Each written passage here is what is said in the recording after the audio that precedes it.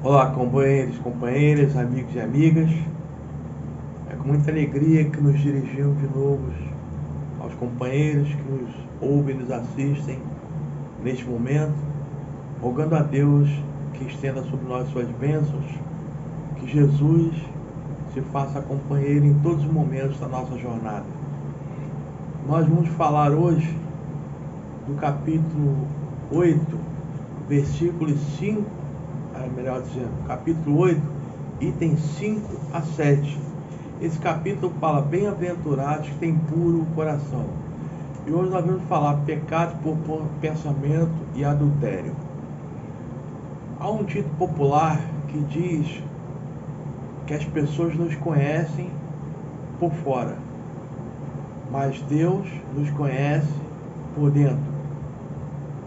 E esse capítulo trata exatamente dessa premissa do nosso interior, daquilo que nós levamos dentro de nós e que muitas vezes é oculto à grande maioria. Nós somos percebidos pelas pessoas segundo a visão que cada um tem da nossa personalidade. Para alguns somos pessoas afáveis, para outras somos pessoas de nariz empinado, pessoas humildes, para outros orgulhosos. Enfim, cada um de nós faz ideia, cada uma das pessoas fazem de nós a ideia que lhe aprouver ou pelo que a sua visão consegue enxergar. Muitas das vezes nos julgam ou julgamos mal as pessoas simplesmente pela aparência, por aquilo que nos parece ser, sem usarmos o nosso tempo no sentido de conhecer essa pessoa e, seja qual for a nossa impressão, dar a ela o direito de ser exatamente como ela é, como ela deseja ser e como ela consegue ser. Ou seja, sem exercer qualquer tipo de julgamento, nem a priori, nem a posteriori. Melhor dizendo, nem antes e nem depois, nenhum julgamento nos deve ser objeto. Devemos compreender que cada um está num estágio, adiantado ou atrasado, não importa o nosso parecer, mas que cada um é aquilo que consegue ser. Bom, e esse capítulo fala exatamente isso: pecado por pensamentos, adultério. E dentro dessa ideia de que nós fazemos juízo das pessoas segundo aquilo que observamos, Chico Xavier para nós é um espírito de alta hierarquia, um espírito que veio até nós com a missão de difundir e divulgar a doutrina espírita através do sacrifício da própria vida. E assim o fez. Quando a sua missão era trazer a lume, trazer a público 40 livros, ele multiplicou isso 10 vezes mais, sem nunca questionar ou sem nunca reclamar da missão que lhe foi imposta ou confiada. Então nós temos Chico Xavier como uma figura de alto destaque, não só nós, mas toda a sociedade. E uma vez perguntado a Chico Xavier do que ele mais se envergonhava, ele disse que o que mais o envergonhava eram os seus pensamentos. Então, aí nós vamos perguntar se Chico Xavier, que para nós era uma pessoa pura, como ele conseguia ainda ter maus pensamentos? A resposta vem da seguinte assertiva: todos nós somos espíritos em evolução. Nenhum de nós está pronto.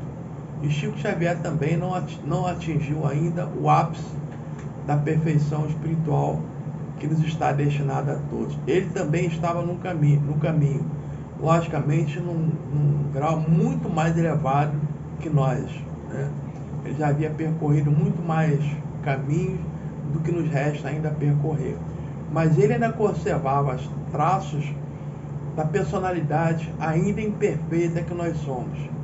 E como a imperfeição produz imperfeição, nossos pensamentos são frutos da nossa inferioridade espiritual ainda. Os nossos pensamentos estão de acordo com o grau espiritual que ainda atravessamos. Nós somos espíritos imperfeitos, espíritos em evolução, espíritos que nós não estamos prontos ainda e alimentamos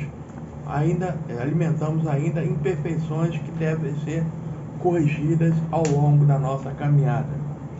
E quando começa Kardec, aliás, nós estamos estudando com base numa assertiva de Jesus registrada em Mateus capítulo 5, versículo 27 e 28.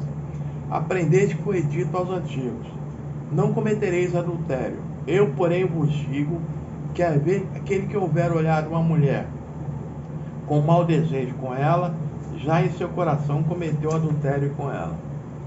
A palavra adultério, começa Kardec dizendo no seu comentário, que não deve ser encarada no seu sentido restrito, naquele sentido de traição matrimonial, mas num sentido bem mais amplo, que tudo que altera a essência de alguma coisa é um adultério.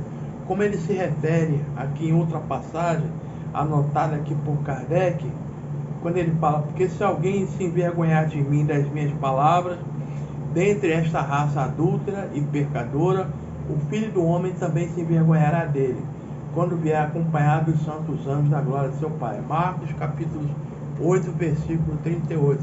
Significa Jesus dizendo que aquele que tem os seus ensinamentos e não o difundir ou não praticá-lo por vergonha dele, ele também se envergonhará desse que o nega.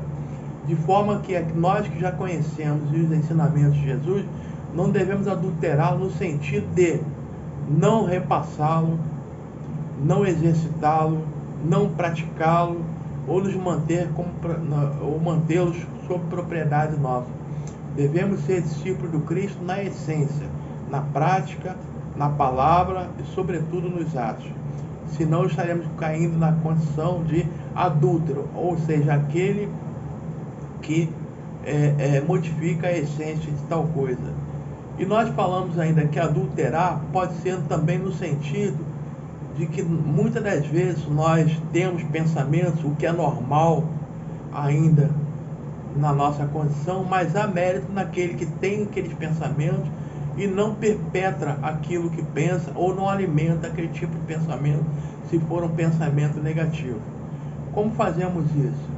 Mas eu não consigo parar de pensar alguma coisa. Preencher a nossa mente com outra coisa, desviar o foco do nosso pensamento que não queremos cultivá-lo, lendo um bom livro, executando algum trabalho em prol nosso ou em prol de alguém, mantendo a nossa mente ocupada, praticando a caridade, lendo, fazendo preces, orações e, sobretudo, mantendo-nos ocupados, sobretudo nas boas ocupações.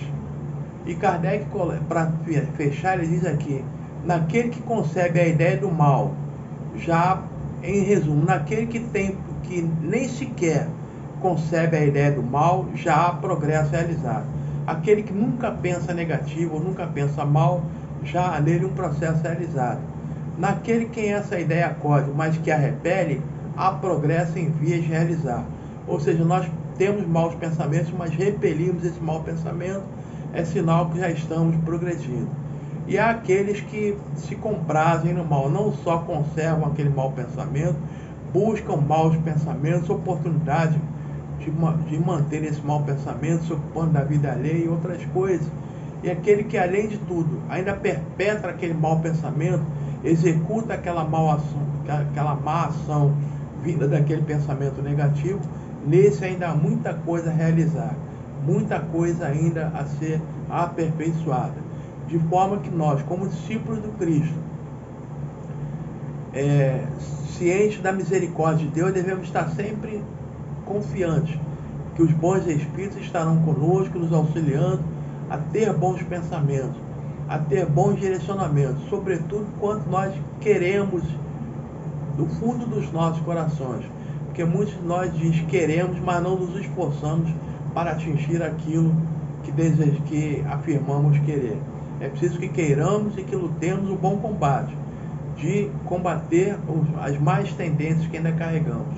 Quando pensamos que o nosso inimigo é algum companheiro da nossa jornada, nos enganamos. O nosso maior inimigo é aquele que está dentro de nós. São as más tendências, as más inclinações que muitas das vezes ainda nos comprazemos em conservá-las. Que possamos lutar o bom combate, de combater o homem velho, calando as suas más tendências e colocando nos seus lugares boas qualidades, boas aquisições morais. Que Deus nos abençoe e nos ampare hoje, agora e sempre. Muita paz.